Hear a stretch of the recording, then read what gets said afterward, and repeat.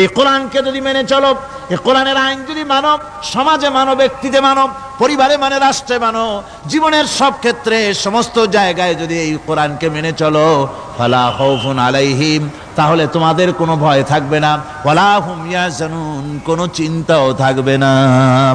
কিসের ভয় থাকবে না? কোরআনের আইন মেনে যদি চলো সমাজে ও রাষ্ট্রে, চুরির ভয়, ডাকাতির ভয়, জিনার ভয়, হত্যার ভয়, সন্ত্রাসের ভয়, কোনো ভয় থাকবে না। ওয়ালা হুম ইয়াহজানুন, চিন্তাও থাকবে না। খাওয়া পড়া, শিক্ষা, চিকিৎসা, বাসস্থান, এগুলির কোনো চিন্তা থাকবে না। কোরআনের সমাজে সব কিছুর গ্যারান্টি দেওয়া হবে, সবগুলি পেয়ে যাবে। এখন যদি আবার প্রশ্ন করা হয়, কোরআন বুঝলাম তোমারে মানলে পরে সব ফায়দা হবে, তাহলে এবার জবাব দাও, তোমার ভিতরে কি রাজনীতি আছে নাকি? আমি তো মানুষ, আমার রাজনীতি করা লাগে। ম্যান ইজ সোশ্যাল অ্যানিম্যাল, আমরা তো জঙ্গলের পশু নই, আমরা তো মানুষ। আমাদের সমাজ আছে, আমাদের পৌর নির্বাচন আছে, আমাদের জাতীয় নির্বাচন আছে, আমাদের কলকারখানা আছে, জমিন আছে, আমাদের রাজনীতি, অর্থনীতি, সমাজনীতি আছে, পারিবারিক নীতি আছে, অনেক নিয়ম মালা আছে, নিয়ম নীতি আছে। তোমারে মানলে তোমার ভিতরে কি ওগুলো আছে নাকি, সে কথা বলো। কোরআন তার জবাবে বলে, وَنَزَّلْنَا عَلَيْكَ الْكِتَابَ تِبْيَانًا لِكُلِّ شَيْءٍ وَهُدًى وَرَحْمَةً وَبُشْرَى لِلْمُسْلِمِينَ। কোরআন জবাবে বলে, শুনে রাখো, শুধু অর্থনীতি, সমাজনীতি নয়, শুধু রাজনীতি আর শিক্ষানীতি, যুদ্ধনীতি নয়, তোমার জীবনে যা কিছু দরকার, ইহকালে যা কিছু দরকার, পরকালে, সব কথাগুলি আল্লাহ রব্বুল আলামিন আমি কোরআনের সিনার ভিতরে খুলে খুলে বর্ণনা করে দিয়েছেন। সব কথা এ কোরআনে কারীমের ভিতরে রয়েছে। তোমার এমন কোনো জিনিস নাই যা তুমি কোরআনে কারীমের মধ্যে পাবে না। তোমার সমস্ত প্রয়োজন আমার বুকের মধ্যে আল্লাহ দিয়ে দিয়েছেন। বিজ্ঞান আছে, দর্শন আছে, ইতিহাস আছে, সব আছে এর মধ্যে। তবে কোরআনের মধ্যে বিজ্ঞান আছে বলে আমি এটাকে বিজ্ঞানের কিতাব বলবো না, দর্শন আছে বলে দর্শনের কিতাব আমি বলবো না, রাজনীতি আছে বলে কোরআনকে আমি রাজনীতির কোনো কিতাব বলবো না। কোরআন তাহলে কি? কোরআন হচ্ছে অর্থনীতি, সমাজনীতি, রাজনীতি, পারিবারিক নীতি, মানুষের জীবনের যা কিছু প্রয়োজন, সমস্ত নীতি মালার নীতি গ্রন্থের নাম হতেছে কোরআনে কারীম। সমস্ত নীতিমালার নীতি গ্রন্থ কোরআন। এখানে রয়েছে সব কিছুর উৎস, যেটা গ্রহণ করলে পরে মানুষ আরামে থাকতে পারবে। অমুসলিম নাগরিক বৃন্দ তাদের নাগরিক মর্যাদা পাবে। মুসলমান, কৃষক, নারী, চিকিৎসা, কৃষিবিদ, সাধারণ মানুষ, রং, বর্ণ, ভাষা নির্বিশেষে গোটা মানব সভ্যতা আরামে বাস করতে পারবে। পশু পাখিও আরামে থাকবে, গাছপালাও আরামে থাকবে, যেহেতু নির্দেশ হয়েছে বিনা প্রয়োজনে গাছের পাতাটিও ছিল না। ইসলামের সমাজ যদি চালু হয়, গাছেরাও আরাম পাবে, পাহাড়ও আরাম পাবে। চট্টগ্রামের লোকেরা যেভাবে পাহাড় কাটা আরম্ভ করেছে, এটা বড় দুঃখজনক। জুমলায় মুতারেজা একটা বলে দিলাম, অপ্রাসঙ্গিক হলেও জরুরি কথা। আপনারা পাহাড় কাটতেছেন না, আপনাদের নিজেদের পায়ে নিজেরা কুড়াল মারতেছেন। খবরদার পাহাড় কাটবেন না। আল্লাহর প্রকৃতির ভারসাম্য আপনারা নষ্ট করছেন বলে ওজোন স্তরে ফাটল ধরেছে। তা রিপেয়ার করার জন্য আজকে বিশ্বের সব বিজ্ঞানীরা হতাশ হয়ে গিয়েছে, পাগল হয়ে গেছে। কেমনে এই ওজোন স্তরের ফাটলকে রিপেয়ার করব? ওজোন স্তরটা কি? ওজোন স্তর হচ্ছে, সুবহানাল্লাহ, আল্লাহর যে কত দয়া। সূর্য, সেই সূর্যের রয়েছে আলট্রা ভায়োলেট রে, যাকে বাংলায় বলা হয় অতি বেগুনি রশ্মি। যে রশ্মিটা সৃষ্টি জগতে যদি আসে আর তা যদি কোনো প্রাণীর শরীরকে টাচ করে, তাহলে সমস্ত প্রাণী ক্যান্সার হয়ে, এক্সিমা হয়ে, বিখাউজ হয়ে, অ্যাজমা হয়ে সমস্ত প্রাণী মরে যাবে, কেউ বাঁচবে না। মারাত্মক রশ্মি। সেই রশ্মিটা যাতে সৃষ্টি জগৎকে টাচ করতে না পারে, সেজন্য আল্লাহ পাক একটা ওজোন স্তর তৈরি করেছেন। ওখানে এসে ওটা বাধাপ্রাপ্ত হয়, পৃথিবীর মাটিতে আসে না। যা কিছু পৃথিবীর মানুষের জন্য, পৃথিবীর জন্য কল্যাণকর, সেগুলি সূর্য থেকে আসতে থাকে। সুবহানাল্লাহি ওয়া বিহামদিহি। যেটা ক্ষতিকর সেটা আল্লাহ পাক আটকায় রাখেন। এখন সেই ওজোন স্তরে ফাটল ধরলো। কেমনে ফাটল ধরলো? ফাটল আপনি আমি ধরাইছি। আপনি বলবেন যেটা কেমন কথা, আমি তো ওইখানে যাই নাই, আমি ফাটল ধরাইলাম কেমনে? ওই যে সেই আপনার প্রাইমারি স্কুলে ভিজিট করতে গিয়েছিল ইন্সপেক্টর, তারপরে প্রাইমারি না হাই স্কুল ভিজিট করতে গেছে, যায়া জিজ্ঞেস করছে ছেলেরা কি পড়ছো? বলে ইতিহাস। ঠিক আছে, ইতিহাস থেকেই প্রশ্ন করব, বলো তো চীনের প্রাচীর কে ভেঙেছে? ছেলেরা জবাব দিচ্ছে না। তুমি বলো, কেউ বলছে না। বেঞ্চের কোনা যে ছেলেটি, সে বলছে সর্বনাশ, কেউ যখন স্বীকার করে না, এটা তো আমার মাথায় আসবে। সব শেষ ইন্সপেক্টর তাকে বলছে তুমি বলো তো কে ভেঙেছে চীনের প্রাচীর? কয় স্যার, গ্রামে আমার দুষ্টমির যথেষ্ট বদনাম আছে, কিন্তু চীনের প্রাচীর ভাঙার মতো দুষ্কর্ম আমি করি নাই। ইন্সপেক্টর খুব রেগে গেলেন, মাস্টারের দিকে তাকালেন, এই বুঝি আপনার ইতিহাস পড়ানো? মাস্টার ইন্সপেক্টরের বিরক্তি ভরা মুখ দেখে বলছেন স্যার রাগ করবেন না, এসব ছাত্র তো আমার, ওদের অবস্থা তো আমি জানি, আপনি আসছেন ঢাকা থেকে, আপনি জানবেন কি? আমি হলপ করে বলতে পারি আমার ক্লাসের কোন ছাত্র চীনের প্রাচীর ভাঙে নাই। ইন্সপেক্টর রাগ হইয়া চলে গেছে হেডমাস্টারের রুমে, যায় বলছে যে আমি আপনার স্কুলের গ্রান্টকে আমি নাকচ করে দেব, মঞ্জুরি আমি ক্যান্সেল করে দেব। কেন? এই অবস্থা।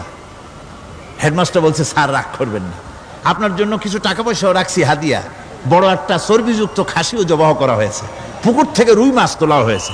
তারপরেও আমার ছাত্ররা, টিচাররা বলার পরেও যদি আপনার সন্দেহ হয়ে থাকে যে আমার ছাত্ররাই ভাঙছে, তো ওই আপনি অসন্তুষ্ট হবেন না, রাগ করবেন না স্যার, ওই প্রাচীর ভাঙতে যা খরচ লাগে আমি কিছু খরচ দেব, তো আপনি রাগ করেন না। এখন চিন্তা করেন, স্কুলের ছাত্র থেকে শুরু করে হেডমাস্টার পর্যন্ত জ্ঞানের বহর। তো বলতেছিলাম আপনি আমি ওজন স্তরে ফাটল ধরিয়েছি, তার অর্থ এই নয় যে আপনারা গিয়ে ওখানে কুড়াল মারিয়ে ওটারে ভাঙছেন। তাহলে ওটা কি হয়েছে? কোরআনে কারীমে রব্বুল আলামিন বলেন ওয়ামা আসাবাকুম মিন মুসিবাতিন ফাবিমা কাসাবাত আইদিকুম ওয়া ইয়াফু আন কাসীর। যত বিপদ তোমাদের উপর আরোপিত হয়, সমস্ত বিপদ তোমাদের দুই হাতের কামাই করা। কে বলছেন? আল্লাহ পাক। ওজন স্তরে ফাটল ধরেছে, এটা বিপদ, বিশ্বের সমস্ত মানব সভ্যতা সৃষ্টি জগতের জন্য বিপদ। এই বিপদের জন্য দায়ী পৃথিবীর মানুষ। কিরকম? সেটা হচ্ছে গাড়ির পেছন থেকে যে কালো ধোঁয়া বের হয়, কল কারখানার চিমনি থেকে যে কালো ধোঁয়া বের হয়, এই কালো ধোঁয়াগুলি, তারপরে সমস্ত কেমিক্যাল উইপেন সেগুলি যে টেস্ট করা হয়, তার রিয়াকশন ইত্যাদি, এই কালো ধোঁয়া এবং সমস্ত মারণাস্ত্রগুলি এক্সপেরিমেন্ট করার সমস্ত এই রিয়াকশনগুলি সবগুলি গিয়ে ওই ওজন স্তরে ফাটল ধরিয়ে দিয়েছে। আস্তে করে পাতলা হয়ে এটা ফেটে গিয়েছে, অতি বেগুনি রশ্মি আসা শুরু করেছে। এটাকে বন্ধ করার জন্য বিজ্ঞানীরা আজ মরিয়া হয়ে গিয়েছে। ইনশাআল্লাহ আল্লাহ পাক তার বিজ্ঞানীদের মানুষের মাথায় বুদ্ধি এনে দিবেন, রিপেয়ারও হয়ে যাবে ইনশাআল্লাহ। সবাই বলেন ইনশাআল্লাহ। তাহলে বললাম কেন এ কথাটা? এই জন্য বললাম যে কোরআনে কারীমের মধ্যে আল্লাহ রাব্বুল আলামিন সব কথা বলে দিয়েছেন, কোনো কথা বাদ রাখেন নাই। পাহাড়গুলি ভেঙে আমরা ক্ষতি করতেছি, গাছগুলি কেটে আমরা ক্ষতি করতেছি, প্রকৃতির ভারসাম্য নষ্ট করে দিচ্ছি, ফলে সমুদ্রের পানি স্ফীত হচ্ছে, ভূমিকম্প বাড়তেছে, ঘূর্ণিঝড় হচ্ছে, টর্নেডো হচ্ছে, পৃথিবী বিধ্বস্ত হয়ে যাচ্ছে, ক্লাইমেটের পরিবর্তন আসছে। আজকে পৌষ মাস, এটা কি মাস? কত তারিখ? দেখেন বাংলা ভাষাকে কত মহব্বত করি। যদি বলি আজকে ডিসেম্বরের কত তারিখ, গড়গড় করে মুখস্থ হয়ে যাবে। বাংলারে খুব ভালোবাসি, মাস্টার তারিখ বলতে পারলাম না, দুঃখিত। এই হলো আমাদের ভালোবাসা। আজকে পৌষ মাসের অর্ধেকও শেষ হয়ে যাচ্ছে, অথচ মনে হচ্ছে শীত যেন তার শ্বশুর বাড়ি বেড়াতে গেছে। এই যে অবস্থা, এই অবস্থা শুধু বাংলাদেশে নয়, গোটা পৃথিবীতে ক্লাইমেটের একটা বিরাট পরিবর্তন আসতেছে, একটা বড় রকমের পরিবর্তন আসতেছে। এর কারণ হচ্ছে এই পৃথিবীর মানুষেরা নিজেরাই প্রকৃতির ভারসাম্যকে নষ্ট করে দিয়েছে। এই ভারসাম্য নষ্ট হওয়ার কারণে আবহাওয়ার পরিবর্তন হচ্ছে, সামুদ্রিক জলোচ্ছ্বাস বাড়তেছে, ভূমিকম্প, আগ্নেয়গিরি ইত্যাদি হচ্ছে এবং পৃথিবীর মানুষ বিধ্বস্ত হচ্ছে। বলতেছিলাম এ কোরআনে কারীমের মধ্যে আল্লাহ পাক সব কথা বলে রেখেছেন। যদি জানতাম, বুঝতাম, তাহলে এই অবস্থার সৃষ্টি হতো না।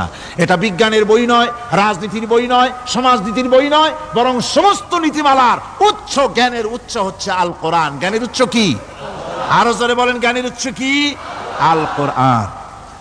পবিত্র কোরআনে এমন এমন ঘটনা আল্লাহ পাক বলেছেন যা ষষ্ঠ শতাব্দীর দুনিয়া এ সম্পর্কে কিছুই জানতো না। অবশ্য কিছু কিছু ঘটনা ইহুদিদের কিতাবে অতিরঞ্জিত আকার এবং বিকৃত অবস্থায় এসেছে, কিন্তু কোরআনে কারীম দুনিয়ার মানুষকে আদম সৃষ্টি, নূহের বন্যা, তারপরে মুসা আলাইহিস সালাম ফেরাউনের ঘটনা, ইব্রাহিম আলাইহিস সালামের নমরুদের ঘটনা এবং ইউসুফ আলাইহিস সালামের কাহিনী সবগুলিকে সুন্দর করে কোরআন শরীফ উপস্থাপনা করেছে রাসূলের মাধ্যমে, যা পৃথিবীর ইতিহাসে কেউ জানতো না। সেগুলি আল্লাহ পাক জানাইছেন কিভাবে? কোরআনে কারীম বলছে, তিলকা মিন আম্বাইল গায়বি নুহিহা ইলাইকা মা কুনতা তা'লামুহা আনতা ওয়ালা কওমুকা মিন ক্বাবলি হাযা। এ হলো সব অজ্ঞাত ঘটনা।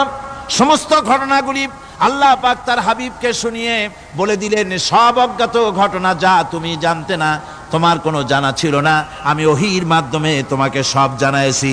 ইউসুফ আলাইহিস সালামকে যখন তার ভাইয়েরা কুয়ার মধ্যে ফেলে দিতেছিল তখন তুমি উপস্থিত ছিলে না, এই ঘটনা ওহীর মাধ্যমে আমি জানালাম। মুসা আলাইহিস সালামকে যখন ফেরাউন দরিয়ার ভিতরে ফেলে দিল, সেই সময় তুমি সিনাই পর্বতের পাশে দাঁড়িয়ে সব দৃশ্য লক্ষ্য করনি, অথচ আমি ওহীর মাধ্যমে সব তোমাকে খুলে খুলে বলে দিয়েছি।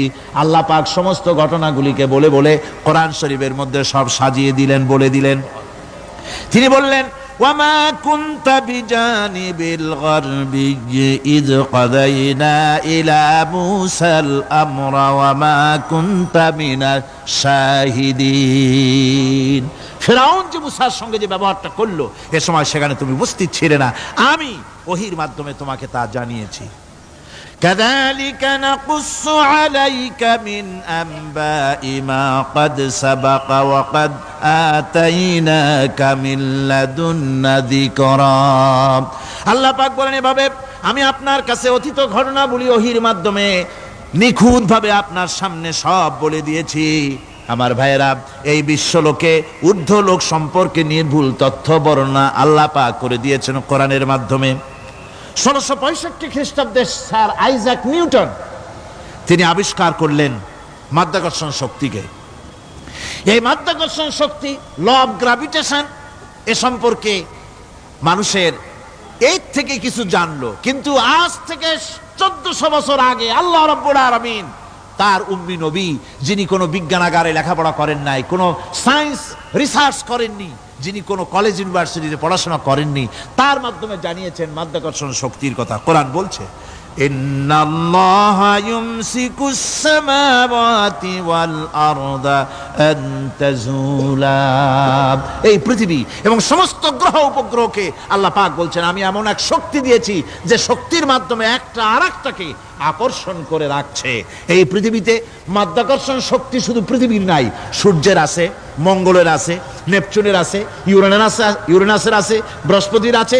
প্রত্যেকটি গ্রহের আলাদা আলাদা মাধ্যাকর্ষণ শক্তি আছে, আর এই শক্তির বলে একটা আরেকটাকে টেনে ধরছে যাতে করে বিচ্ছিন্ন হয়ে না যায়, যাতে করে ধ্বংসপ্রাপ্ত না হয়। এগুলি আল্লাহ পাক এই তথ্যগুলি কোরআনে কারীমের মধ্যে বলেছেন। ফলে মরিস বুকাইলির মতো লোক, যিনি ফরাসি দার্শনিক, তিনি বলেছেন দুনিয়ার সমস্ত বিজ্ঞানীদের থিওরি হচ্ছে এই, যে বিজ্ঞানের কোনো থিওরি ফাইনাল নয়।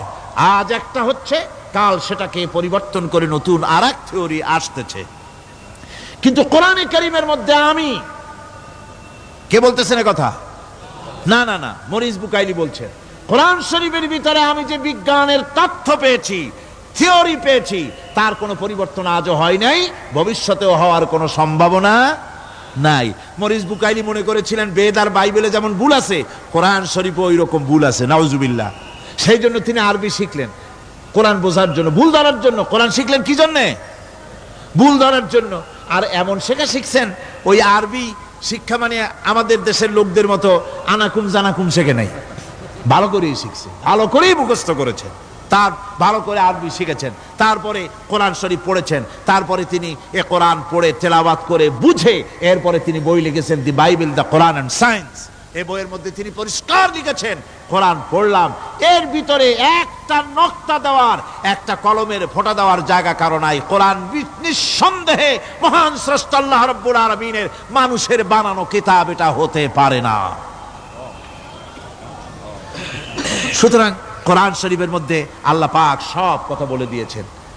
বিজ্ঞানের সাথে কিন্তু কোরআনের সংঘর্ষ নাই। অনেকে মনে করে যে বিজ্ঞান আর কোরআন এর মধ্যে বিরাট সংঘর্ষ। না, বিরাট সংঘর্ষ নয়, দুই একটা পয়েন্টে সংঘর্ষ থাকতে পারে। অধিকাংশ ব্যাপারই বিজ্ঞান, আমি মনে করি বিজ্ঞানের আবিষ্কার যত বাড়বে কোরআন বোঝা মানুষের জন্য তত সহজ হবে। এটা আমার ধারণা, এটা আমার ধারণা।